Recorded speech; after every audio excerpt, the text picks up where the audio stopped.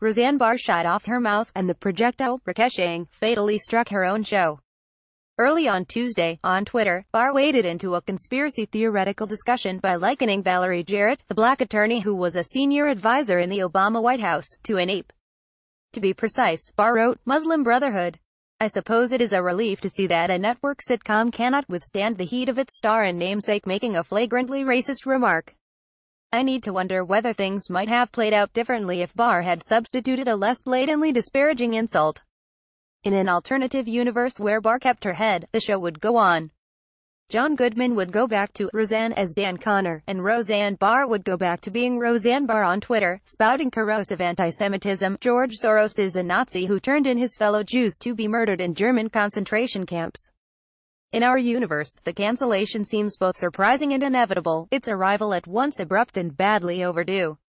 Barr's previous off-screen antics, such as accusing David Hogg, a survivor of the Parkland, Florida, school shooting, of giving a Nazi salute, did not inspire sufficient outcry to trouble her advertisers. Her in-character attacks on her colleagues, with Roseanne Connor dismissing all the shows about Black and Asian families on ABC with a sneer, did not warrant a censure from the network. It is easy, from the outside, to believe that less nerves had been warned than the Roseanne showrunner Whitney Cummings bailed in the middle of May. The ambient nuisance of Barr's bombast had become a thing to actively ignore.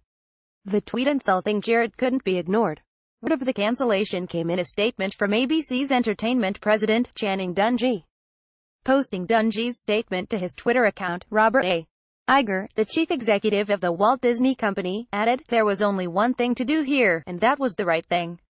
I am not sure if Iger meant to imply that the corporation did the right thing because it was the only viable option. On Tuesday night, with a rerun of Roseanne, booted from its 8 p.m. time slot, the viewer was left with choices including its replacement on the ABC schedule, a rerun of The Middle, and, much more tediously and much more aptly, live coverage of a Donald Trump rally at Nashville's Municipal Auditorium. Trump's victory had been the impetus for the return of Roseanne, according to a March piece from The Times. Dungey said the show's success was a direct result of ABC's post-election day initiative to pursue an audience that the network had overlooked. Trump had phoned Barr to congratulate her on the smash hit ratings of her season premiere, a success he also seemed to interpret as a referendum on his own popularity. "Look at Roseanne. Look at her ratings," Trump told rally-goers in Ohio.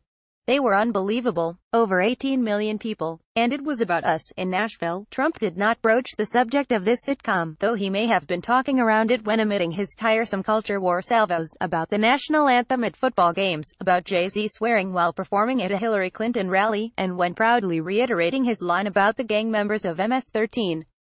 "They're not human beings," Trump said. What was the name? He coached the crowd to shout out, "Animals." Here was Tuesday's dehumanizing rhetoric scorecard. A sitcom disappeared with uncommon haste. An arena roared with responsive rage. Basic decency ended the day even, at best.